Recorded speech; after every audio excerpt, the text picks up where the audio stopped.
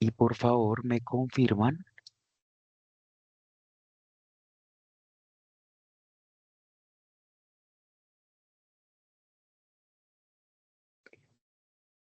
Y por favor, me confirman si estamos viendo un PDF, si son tan amables. Sí, señor. Perfecto, listo. Entonces vamos a dar inicio. Bienvenida Laura, bienvenida Julie y Yureidis, bienvenidos. Bueno, el día de hoy nos vamos a concentrar en la evidencia número 2 que habla sobre la entrega del diagrama de sistemas. ¿Listo? Entonces, el diagrama de sistemas se convierte en la segunda evidencia para la aprobación de la transversal de ética, derechos y paz. Entonces, en esta actividad de aprendizaje vamos a reconocer conceptos claves sobre la vida en comunidad, por eso se llama diagrama de sistemas, porque en esta actividad vamos a ser conscientes y nos vamos a dar cuenta que pertenecemos a diferentes esferas de nuestra existencia o de nuestra vida. Entonces, el primero que vamos a encontrar ahí, pues es la vida en comunidad. La primera comunidad que nosotros podemos encontrar es la familia. Es ahí donde nos formamos, nos fortalecemos y aprendemos nuestra escala de valores.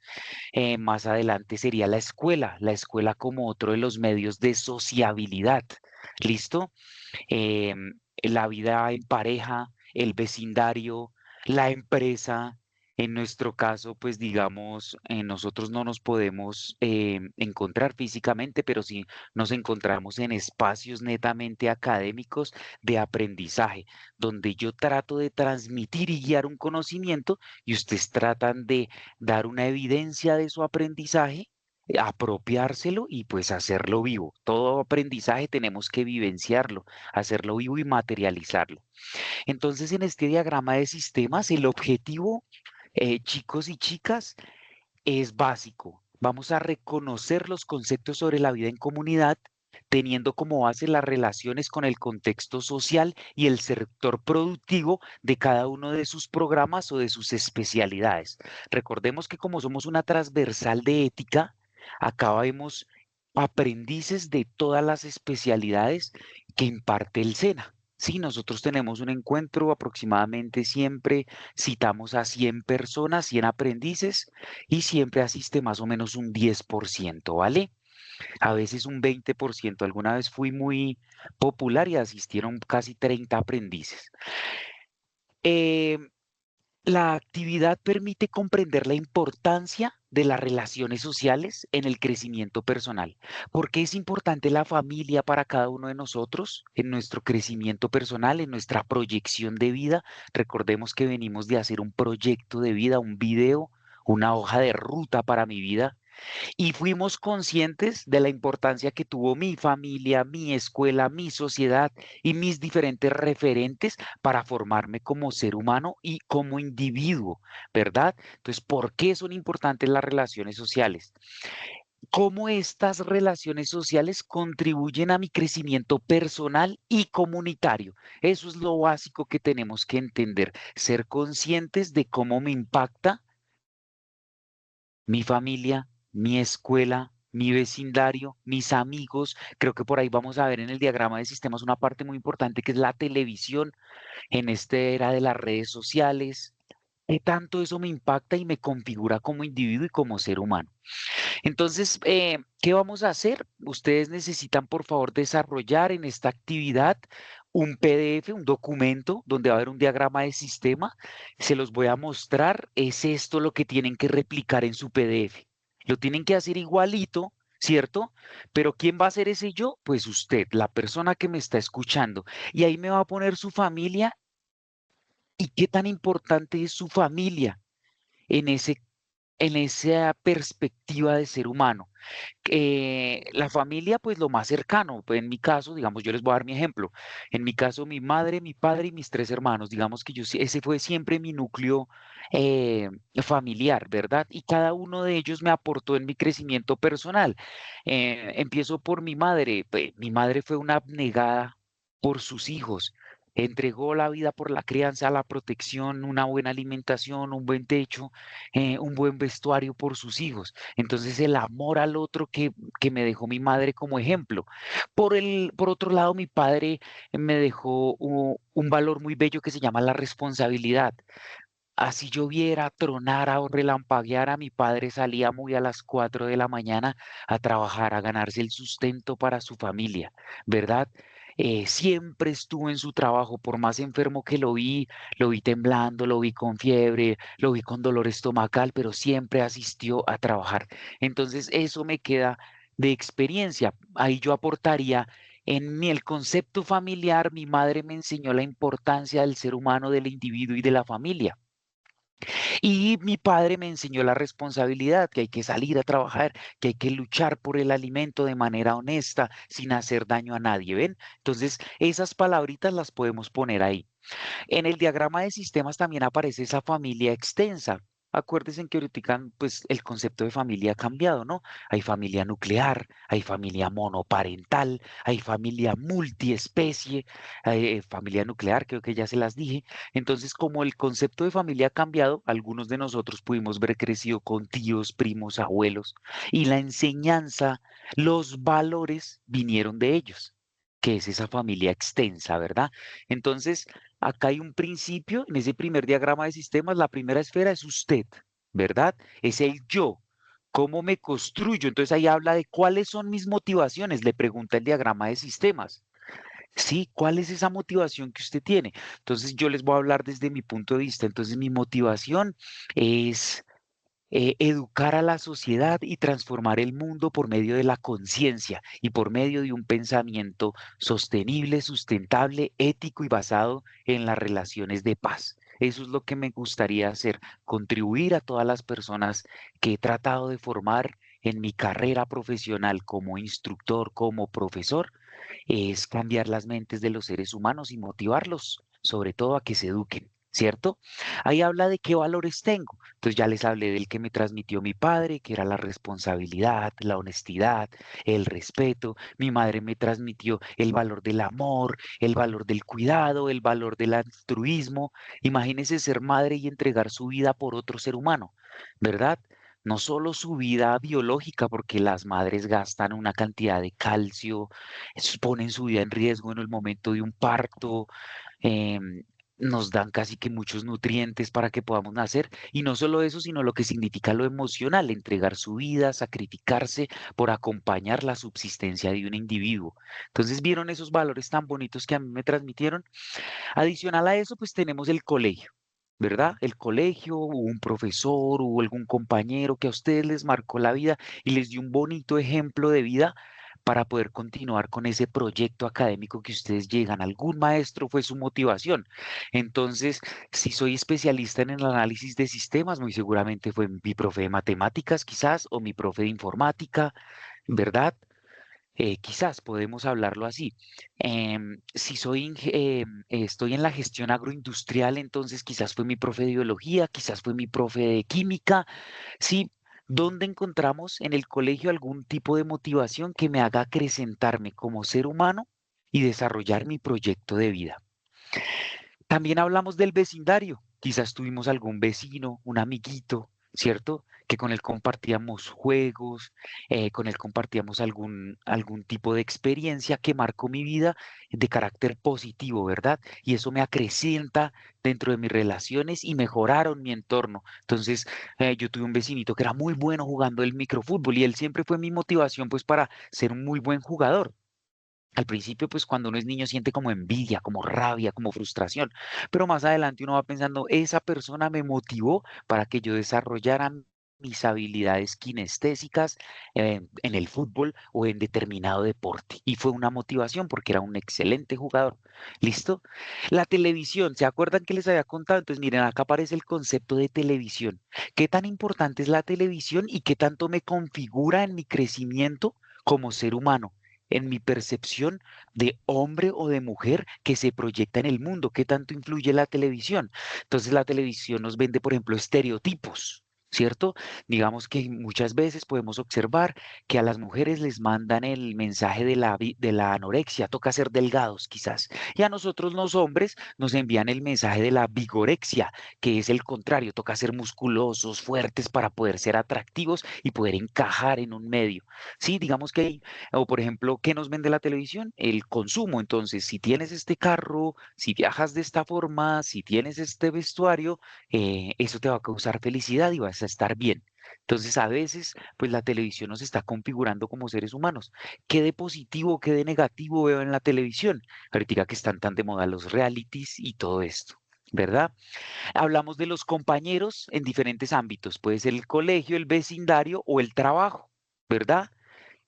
Cómo ese trabajo en el que yo estoy desarrollándome, la mayoría de ustedes están observando esta especialidad que se llama ética y es una transversal y siempre se ve cuando están a punto de irse para su etapa productiva, la mayoría de veces, algunos no, en otros sí. ¿Y por qué? Pues porque yo les tengo que recordar ese concepto que se llama la ética profesional. Y es que tengan cuidado, ¿verdad? Porque se van a someter a un nuevo estado que es el estado productivo laboral y allá se requieren ciertas normas y allá es donde debemos encarnar esos valores que nos enseñaron desde casa. Cómo ser honestos, ¿cierto? Cómo tener templanza, cómo ser fuerte y no dejarme llevar por diferentes situaciones. Pueden ser emocionales, ¿cierto? La resiliencia, si el jefe me regaña, pues no renuncio ese mismo día, ¿verdad? Todas esas cositas que nos tenemos que fortalecer, ¿verdad?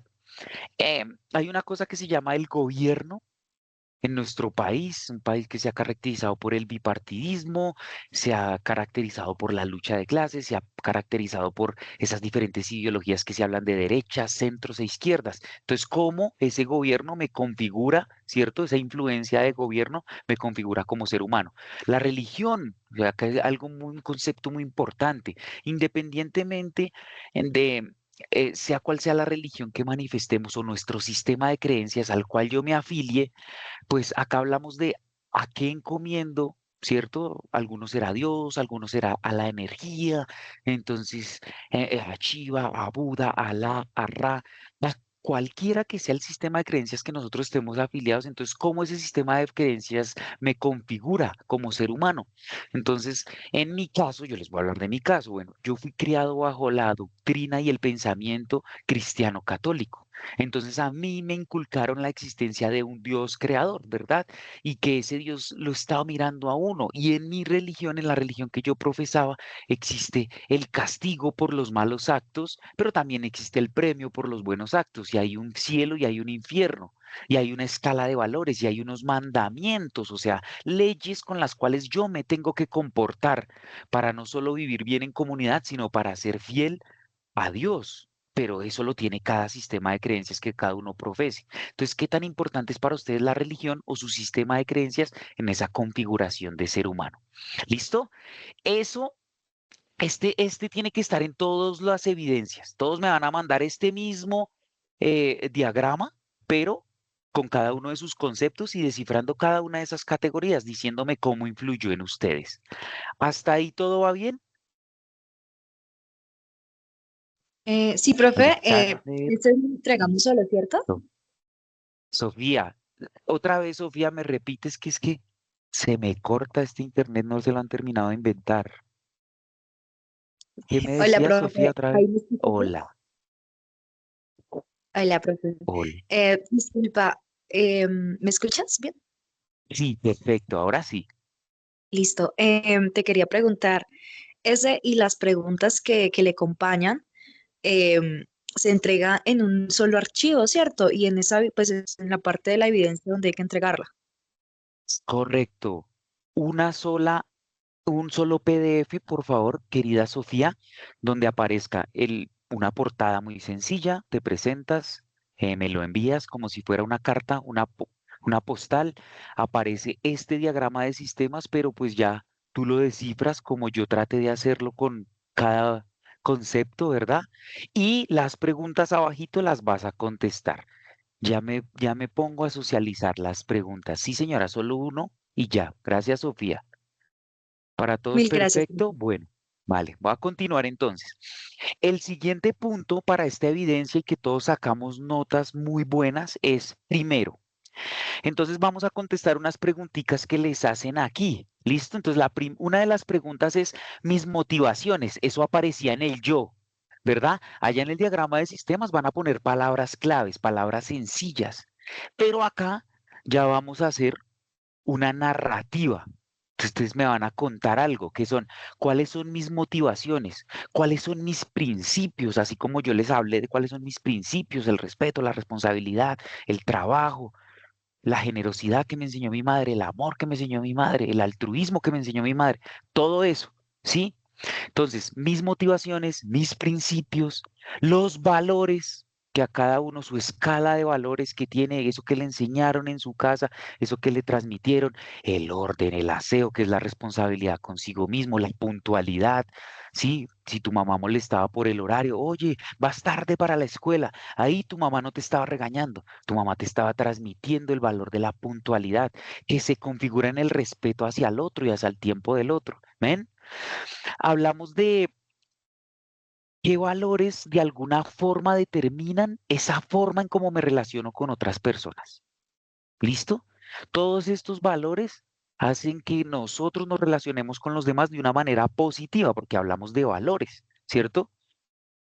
Entonces, ¿cómo eso yo lo vivencio? Y si me cuentan sus valores, sus motivaciones y esos principios básicos, ¿vale? Una narración y cómo eso me ayuda a convivir con los demás. Entonces, en la segunda pregunta vamos a analizar los planos. Entonces, acá cuántos planos tenemos, o el plano del yo, el plano de la familia, el plano del colegio, el plano de la religión, gobierno y contexto. Uno, dos, tres, cuatro. Yo diría que entre 4 a 5 planos se puede desprender todo esto, porque yo a la televisión, las redes sociales y los medios de comunicación, hasta la misma música, chicos, que me he dado cuenta que la música también los configura a todos nosotros. Entonces yo le daría un plano aparte. ¿Listo? Pero depende del nivel de importancia que usted le dé. Si usted no ve mucha televisión, pues usted digamos que no lo va a impactar en su ser los medios masivos de comunicación, ¿verdad? Entonces, ¿qué nivel de importancia tiene cada uno de sus planos en sus vidas? Entonces dice, al analizar los planos, ¿en cuál de ellos se encuentran las personas en las que más confío y por qué? En mi caso, mi familia. ¿Verdad? Y yo lo diría también en el trabajo, porque yo trabajo con seres humanos, yo no doblo cajas, yo no hago zapatos, yo no hago prendas de vestir, yo no labro la tierra, yo no manejo maquinarias, equipos, sino mi insumo laboral es el ser humano, ¿cierto? Y esto se trata es de mejorar al ser humano. Cuando uno se educa es porque quiere buscar una mejor versión de ese ser humano. Por lo tanto, yo tengo que confiar en mi familia y tengo que confiar en la humanidad, porque sé que podemos ser algo mejor. Por eso yo voté y decidí ser un educador, porque creo en la humanidad y creo en su mejor versión. Y creo que podemos ser cada vez mucho más inteligentes. ¿Verdad? Entonces, ¿en qué parte encontramos eso de la confianza? También confío mucho en las más media. Me toca creer, obviamente, en el Internet porque tengo que acceder a la información. Consulto muchas páginas de noticieros internacionales, entonces creo en eso. Le doy credibilidad porque es mi fuente de conocimiento. No sé si me están entendiendo hasta ahí. Voy hasta la tercera. Dice, al revisar el diagrama puedes determinar los ambientes donde se te presentan más problemas y dificultades. Entonces acá es sentarnos a hacer una observación. ¿En qué contexto se me presentan más dificultades? ¿Con quién se me presentan más problemas? ¿Listo? Entonces, yo pensaría que a veces conflictúo en el concepto de la televisión porque pues no estoy de acuerdo con mucho de su contenido. Entonces yo siempre, casi que la pelea está con el televisor. A veces, eh, pues no presento problemas y no presento dificultades. Soy una persona muy callada y pues aguanto mucho, pero a veces los vecinos hacen bastante ruido. ¿Verdad? Entonces, como vivimos en una propiedad horizontal, donde se llaman áreas comunes, la gente de pronto no asume determinadas reglas. Por ejemplo, no recogen las heces de sus mascotas, se extienden haciendo ruido a bastantes horas de la noche y pues no permiten el descanso. Entonces ahí es donde uno conflictúa. ¿Se dieron cuenta con los ejemplos que yo más o menos les estoy dando para que ustedes desarrollen? ¿Sí? Yo lo estoy haciendo como si yo hiciera mi diagrama de sistemas, reconociéndome como un individuo, ¿verdad? Que tiene sus falencias y dificultades, ¿verdad? Y que hace parte de un contexto. ¿Listo? Hasta ahí vamos bien. Por favor, alguien que diga sí. Sí, profe. Sí, profe. Sí, Perfecto. profe. Continuamos. Gracias por escucharme. Vámonos con la quinta. Ahí se salta, si pues se pueden dar cuenta, y hay un error, entonces se disminuye una pregunta. Entonces dice, ¿qué podrías hacer para resolver estas dificultades y fomentar las relaciones positivas que ya existen? ¿Sí? Digamos, en mi caso, yo les contaba la problemática que hay con las áreas comunes, con esto que se llama la propiedad horizontal, con estos que se llaman conjuntos, que es como una nueva forma de organización de vivienda, ¿sí? Entonces, pues yo opté por, yo para qué me pongo a pelear, yo me compré unos audífonos de esos para dormir donde uno se tapa las orejitas y no escucha absolutamente nada. Entonces me aíslo del ruido, ¿verdad? Entonces ya. Yo tomé esa posición para evitar confrontación, porque muchas veces, pues, em, las personas aducen que es su hogar, aducen que por venir de determinadas partes del territorio donde la música hace parte de su idiosincrasia, deben ser aceptados y pues hasta tiene razón. ¿Verdad? Entonces, ¿qué hacemos nosotros para evitar los problemas? Recuérdense que nos estamos formando en la cultura de la paz.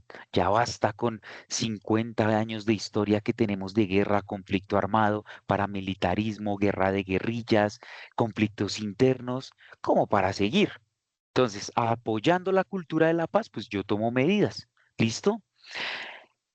mm, Exprese con sus palabras y teniendo en cuenta la lectura de un artículo que hay que consultar, que está dentro de los insumos, expertos le explican por qué la familia colombiana está en crisis. Entonces yo les voy a resumir el texto, ¿vale? Póngame mucha atención. Adriana, Alexander, Camila, Diana, Johnny, José, Laura, Lisette, Michelle, no, sí, Michelle, Pilar, Rubén, Judy y Yureidis. Entonces yo les voy a explicar el artículo. El artículo dice que ustedes los jóvenes, ustedes las nuevas generaciones, no quieren conformar el concepto de familia, pero la familia nuclear, la del pasado, la que estaba conformada por pareja e hijos. Eso ya no hace parte del proyecto de algunas de las juventudes. Es decir, que se está presentando una cosa que se llama una crisis demográfica. Demografía significa es que no hay humanos. Entonces imagínense que no hay humanos. No están naciendo la cantidad de humanos necesarios para mantener la sociedad. Dicen que en 10 años no va a haber quien trabaje, no va a haber niños en colegios, no va a haber aprendices en el SENA, ¿verdad? Y eso se está dando, ¿por qué? Entonces el artículo dice que hay bastantes problemas. Primero, pues hay dificultades económicas, ¿sí? La sociedad, los estados, a nivel del mundo, no les estoy hablando solo de Colombia, sino a nivel mundial, esto está pasando. Entonces a nivel mundial no hay mucha estabilidad laboral, ¿sabían? Por eso la gente no quiere tener familias. Las relaciones emocionales ya no son tan largas, ¿sí? El concepto de la monogamia quizás ya no se usa, quizás el concepto de la fidelidad, digamos que se ha venido rompiendo, ¿verdad? Entonces, por esa razón están dejando de haber familias. Y también hay un factor económico, ¿por qué hombres o mujeres deciden no tener hijos? Entonces, alguien me dirá por allá y estará pensando, no, profe, lo que pasa es que el mundo ha cambiado, las cosas que se ven ya no se veían antes, la escala de valores no es la misma, ya la gente no respeta, a los peligros que están sometidos los niños, uno prende el televisor y ve abusos, maltratos, violaciones, muchísimas cosas que nos ponen y nos replantean el concepto de familia. ¿Verdad? Entonces, por eso los expertos dicen y nos explican que la familia colombiana está en crisis. Y hay muchos factores. Entonces, quizás es la culpa del hombre porque no es fiel, o quizás la culpa de la mujer, pues porque como la mujer ya no está en el hogar, dirían algunos, y cosas como esas. Pero ustedes lo tienen que decir. Ese artículo va a hablar de muchas cosas. Hay cosas que hasta no me gustan a mí. La vez pasada hablamos de la importancia de la lucha feminista y el artículo afirma que también puede ser algún problema del concepto de familia porque ha cambiado y se ha configurado, ¿sí? Entonces ustedes me daban a contestar después de leer, o yo no sé si alguien quiera participar y darnos un abrebocas sobre si están de acuerdo en que la familia colombiana está en crisis. ¿Alguien quisiera participar en ese puntico?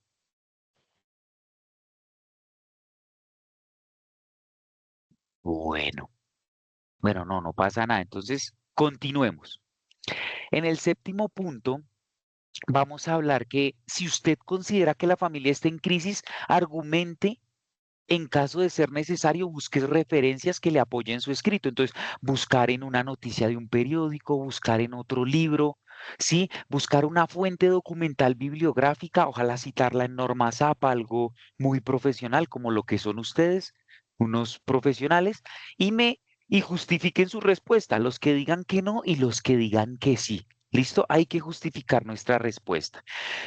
Extensión, entonces acá vamos a responder parte de la pregunta que nos tenía Sofía, pues máximo 6 hojitas. No creo que sea necesario 6, no escriban tanto, escriban lo necesario y su idea, la idea que quieren transmitir, ¿vale? Algo muy sencillo, muy corto, que usted lo entienda, que yo lo pueda entender y que sea de su creación, sería muy bello. Entonces, de 3 a 6 páginas estaría perfecto, porque casi que una página sería para solo el diagrama y la otra paginita, la portada, y la otra paginita, responder 6 a 5 preguntas.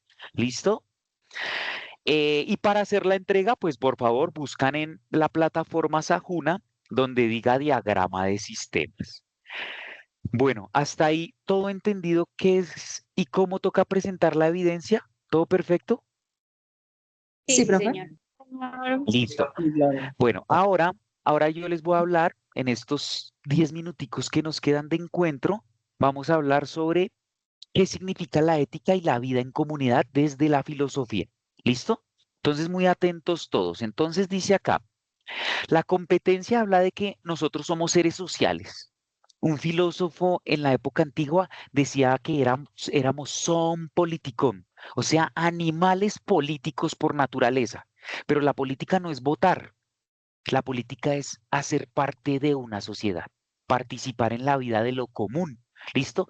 Por eso somos seres políticos, porque interactuamos, tenemos un diálogo, tenemos un lenguaje, establecemos unas diferentes relaciones sociales, amistad, relaciones familiares, de amor o de amancebamiento, ¿verdad? Existen muchísimas formas en las que nos relacionamos y eso es lo que nos hace diferenciales. Entonces, interactuar en el contexto productivo, que es lo que se le asemeja a cada uno de ustedes, se aproxima, y social, de acuerdo con los principios éticos para la construcción de una cultura de paz. Entonces, ya me reconocí que soy un individuo que interactúa en diferentes esferas. Conmigo mismo interactúo, ¿verdad? Porque a veces hablamos con nosotros mismos, nos interpelamos, nos hacemos propósitos, pero también interactúo con mi familia y ahí soy uno, ¿verdad? Pero después voy a interactúo con mis compañeros de trabajo y ahí soy otro. No es que tenga diferentes máscaras, es que a cada persona o a cada contexto social muestro una parte de mí. Eso puede pasar, ¿verdad? Entonces, desde los orígenes, desde la filosofía, el ser humano se comprende, no se puede comprender de una manera aislada, sino hacemos parte de. Y Aristóteles decía que somos son politikon, seres que solo pueden realizarse plenamente en relación con los otros, ¿verdad? Dependo y soy parte de, y necesito de los otros. Entonces, vivir no es simplemente existir, dice Aristóteles, sino vivir y estar en convivencia implica ser parte de normas, valores, responsabilidades y todo eso se configura en una decisión ética. ¿Listo? Por eso la ética es una vivencia. Esta es la única asignatura que se vive a diario con nuestras decisiones. ¿Listo? Entonces, en la vida cotidiana, en la familia, en el estudio, en el trabajo, en la comunidad, nos encontramos constantemente con otros. Cada palabra, cada acción y cada silencio tiene un impacto. Me miró mal. Mire cómo me mira. Mire los gestos que me hizo. Entonces hablamos del impacto de la vida social, de quienes nos rodean. ¿Listo? Por ello, la ética no es un asunto abstracto ni exclusivo de los filósofos. Es una práctica diaria que se expresa en la forma en cómo nos tratamos y tratamos a los demás. y cómo asumimos nuestro lugar en la sociedad. ¿Listo? Por eso ustedes, hay una partecita muy pequeña de todo esto que estamos hablando y se llama ética profesional, ¿verdad?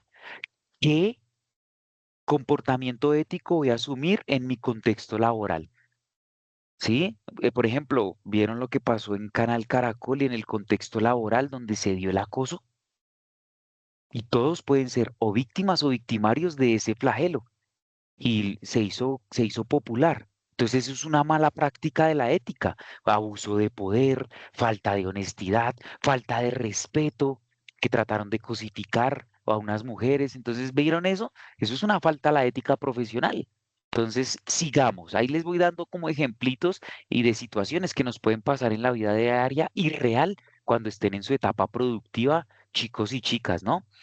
En el contexto colombiano marcado por conflictos históricos, que lo venimos hablando, desigualdades sociales, que las vemos a diario, y retos en convivencia, porque todos los días pasa algo, todos los días hay asesinatos, hay muertos, crímenes pasionales, robos, entre otros. Reflexionar sobre nuestras acciones no es opcional, por eso es que esto es un prerequisito para que ustedes puedan ser o pasar a su etapa productiva. ¿Listo? Es necesario que exista una cultura de paz, ¿cierto? Y la formemos y la fortalezcamos. Por eso sí se dieron cuenta que parte de las preguntas es decirle a usted con quién tiene problemas y qué le causa conflictos o dificultades en todos esos escenarios. Yo a veces tengo dificultades hasta conmigo mismo porque pues no soy coherente. Hablo del cuidado, de que quiero hacer ejercicio, de la disciplina y pago el gimnasio, pero no voy, por ejemplo, o trato de hacer lo posible por no hacer actividad física, tengo pereza, duermo hasta tarde. ¿Ven? Entonces eso es un conflicto conmigo mismo, porque por un lado quiero verme muy bien, quiero sentirme bien, quiero hacer ejercicio, pero por el otro lado no le saco tiempo. ¿Vieron? Entonces hay un conflicto interno entre lo que deseo y entre lo que me proyecto y lo que hago. Entonces la cultura de la paz no se construye únicamente desde acuerdos políticos, sino desde sí mismo, mirarse a sí mismo, o sea, lo que llaman los psicólogos y los filósofos introspección, que es mirarse hacia adentro, qué está mal en mí, qué puedo cambiar, qué puedo mejorar y también lo que está bien, porque pues hay que encontrar siempre las fortalezas y atacar las debilidades, ¿verdad? Entonces, rápidamente, ¿cuál es el fundamento filosófico que tiene la ética? Primero, pues la vida en comunidad. Básicamente lo que hablamos acá, les voy a dejar esto. La ética en su sentido más profundo no es solo un conjunto de normas que indican lo que está permitido o prohibido hacer. No, la ética es una forma de vida. Sí, las normas pues ustedes se las tienen que saber, ya lo saben por experiencia propia. ¿Han visto qué les pasa a una persona deshonesta? ¿Alguien me puede contar una historia de una persona deshonesta? No es necesario, pero sabemos que ocurren cosas malas. Entonces, tratemos de no ser deshonestos, ¿verdad? ¿Qué le pasa a las personas irresponsables? Cuéntenme, ¿conocen una persona irresponsable que no haya cumplido sus metas, sus sueños, sus objetivos? No, no, no me lo cuenten. Más bien, hagamos lo posible por no caer en esos ejemplos de vida.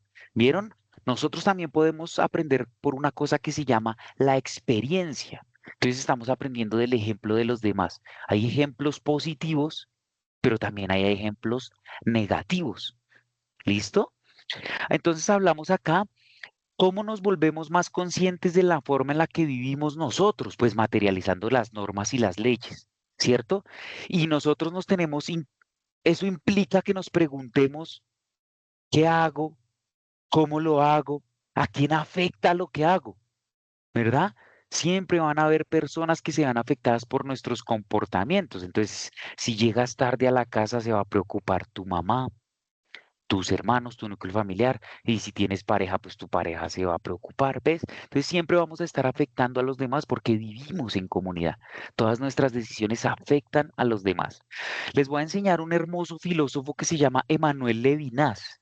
Y Levinas aporta una reflexión clave para comprender la ética desde la convivencia. Levinas dice que el rostro del otro nos interpela y nos hace responsables. ¿Listo? Entonces dependemos, el rostro del otro es que yo me veo reflejado en el otro. ¿cierto? Educamos con el ejemplo. Los que me están escuchando y tengan hijos, educamos con el ejemplo. Ellos que están viendo, pues, estás viendo tu responsabilidad cuando te levantas muy temprano, cuando cumples con tus deberes, tu honestidad, cuando se presenta la oportunidad, ustedes cometen actos de deshonestidad o de honestidad. Entonces, la mejor forma de educar dicen que es con el ejemplo. ¿Esto qué significa? Cuando nos encontramos con otra persona, su sola presencia nos exige una respuesta ética. ¿Cierto?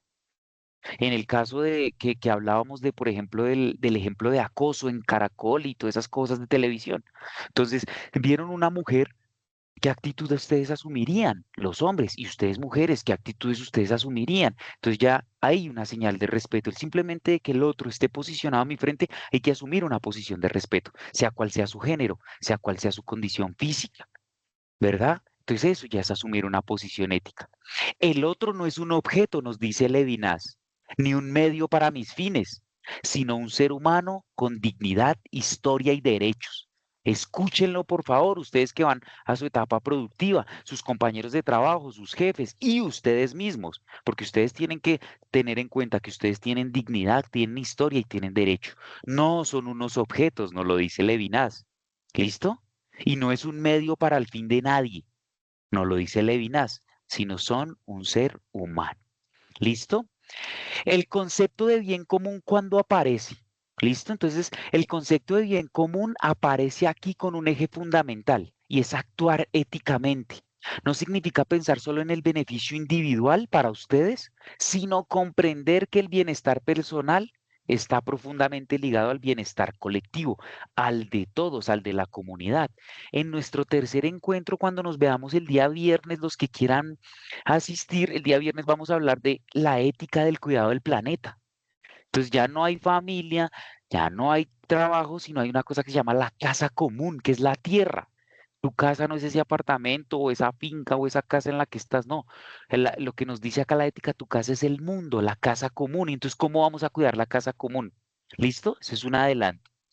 En el ámbito productivo y social, esto se traduce en relaciones laborales justas, uso responsable de los recursos, trabajo colaborativo y compromiso con el desarrollo social.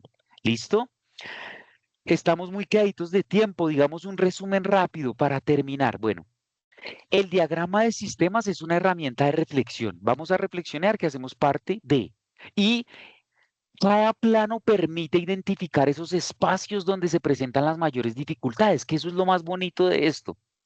Ver en qué estoy fallando, cómo conflictúo como ser humano, pero a la vez también identificar mis problemas para poderlos atacar, esas falencias, ¿verdad? Estos conflictos no deben verse únicamente como problemas, sino como oportunidades de aprendizaje ético, una oportunidad de mejora. Debo mejorar con mis relaciones laborales, debo mejorar en mis relaciones afectivas. A veces tenemos problemas de pareja, falta de comprensión, cero tolerancia. Debo mejorar en mis relaciones con mis hijos, si es que tenemos hijos, ¿verdad? ¿En dónde estamos fallando y qué debemos mejorar? ¿Listo? Preguntarnos qué podemos hacer para mejorar estas relaciones es un ejercicio de responsabilidad moral y de compromiso con eso que tratamos de inculcarles, que es la cultura de la paz. Y por último, pues acá hablamos de la familia en crisis, porque eso es una parte importante. Los que no puedan acceder al texto, pues no os preocupéis, acá tenemos un pequeño resumen. Entonces dice, rápidamente, la familia ha sido tradicionalmente el primer espacio de socialización ética, ¿verdad? Uno primero se hace en la familia. En ella aprendemos valores, normas, formas de comunicación y maneras, hasta las mismas formas en las que resolvemos los conflictos. Sin embargo, diversos estudios señalan que la familia contemporánea enfrenta múltiples crisis, entre ellas cambios de roles, ¿sí? En mi época, por ejemplo, yo fui criado con una familia tradicional. Madre que cuidaba a sus hijos, padre que trabajaba, pero en esa época como que alcanzaba el dinero, padre podía mantener a 5 personas. Mientras tanto, pues ahorita todo ha cambiado, digamos que pues las relaciones ya no son tan duraderas, yo le estoy hablando de una relación que mis padres tienen durante toda su vida, es más, todavía permanecen, ahorita digamos las relaciones son muy efímeras, algunas mamás pues por falta de apoyo económico tienen que salir a trabajar, ¿sí? Parte, por ejemplo, de la liberación feminista habla de las laboristas, el feminismo laborista, que buscaba que las mujeres pudiesen trabajar y tener los mismos derechos de los hombres. ¿Listo? Y acá hablamos de falta de diálogo, violencia intrafamiliar, debilitamiento de los vínculos afectivos, que es lo que le digo, que casi las relaciones no duran. Entonces, ¿por qué la familia está en crisis? Entonces, se habla de una crisis cuando se reconoce, no implica negar la importancia de la familia. La importancia de la familia es muy importante porque, ya lo dijimos, es el primer núcleo de la sociedad, pero hay que comprender cómo debe ser fortalecida la familia. Desde qué le falta para que sea familia, le falta cuidado, respeto, corresponsabilidad. La familia sigue siendo un sistema fundamental para el desarrollo humano. ¿Cómo necesita adaptarse esa familia a esos cambios sociales sin perder eso que llamamos una función formativa? Antes de formarte en la escuela o en el SENA o en la universidad, te formaron en tu casa. Con esto me despido. No sé si alguien quiera decir algo más. No sé si quieran aportar algo, una conclusión o nos despedimos y nos vemos el viernes. Todo súper bien, profe, gracias. Sofía, muchas gracias a ti. Entonces, siendo las 7:10 p.m. del 20 de abril del 2026, damos por terminado este segundo encuentro de la especialidad de Ética, Derechos y Cultura de Paz. Hasta luego, aprendices, que estén muy bien. Gracias, profe. Gracias. Gracias, Gracias, profe. profe. Gracias, profe. Buenas noches. Gracias, gracias, Johnny, Judy, gracias. Gracias, Lisette. Gracias.